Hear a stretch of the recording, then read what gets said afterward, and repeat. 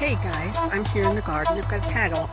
Mommy Dog's my tag along today. And I brought you out here to talk to you about the first stripe of grapes, as Numbers calls them. What is it? Numbers 13, I think. And it said that when the spies went into, sorry, I'm ducking it down under my olive tree.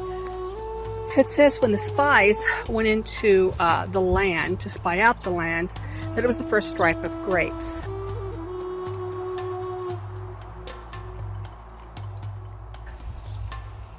Then as the story progresses, when the spies come back from the land, they're carrying not only the cluster of grapes between them on a pole, but they also come bringing pomegranates and dates.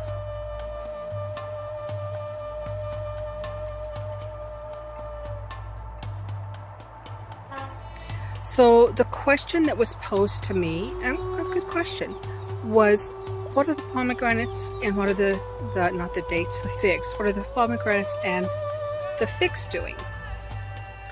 And so as I was out here pruning the garden this morning, I was thinking, I probably need to make a video of this. I'm out here playing catch up after my time in the US and had a lot of tree pruning to do, a lot of new growth. So I want to show you, well, first of all, let's talk about it.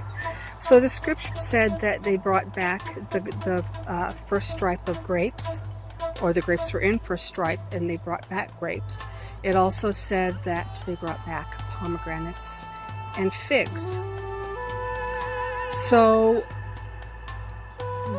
kind of I felt like the question to me is, would there be any reason to believe we should be having pomegranates and figs now? And no, I don't think that's the answer to the verses there. A couple of things are going on here. If we pick up the bits and pieces in Psalms, and I can't remember all the locations, where it talks about that these are the things that Elohim struck with the plagues.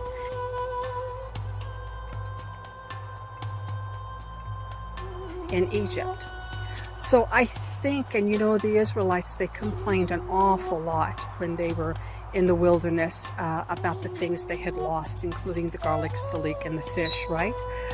So I think by bringing back not only the grapes that would have been ripe in the time of first ripe or first stripe grapes, by bringing back not only that, but by bringing back the pomegranates and the figs, they were saying, hey, look guys, by the way, figs will be next and pomegranates will come after them in the calendar of Elohim. So the fact that they're mentioning those two close items, I think it's twofold.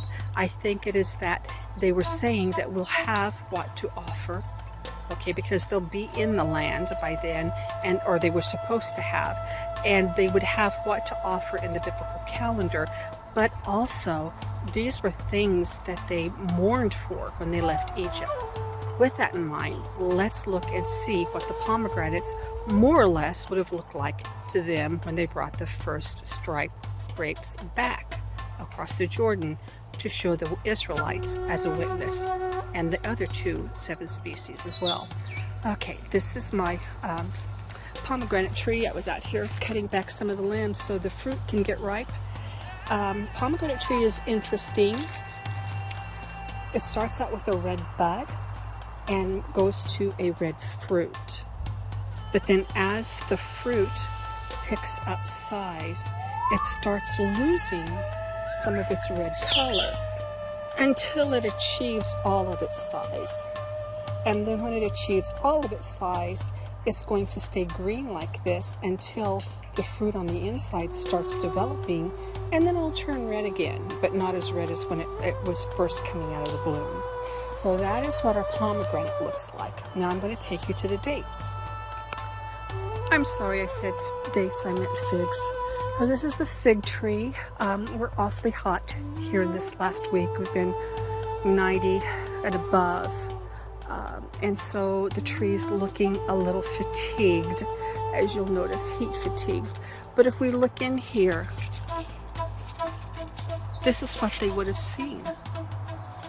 they would have brought branches back representing that the harvest, the things that they had left Egypt, they had left behind in Egypt, that the harvest would be plenty for first fruits and for the things that they felt like they had lost. I haven't really done a study on this. Maybe at some point I really need to do that, but I hope that it helps your understanding a little bit.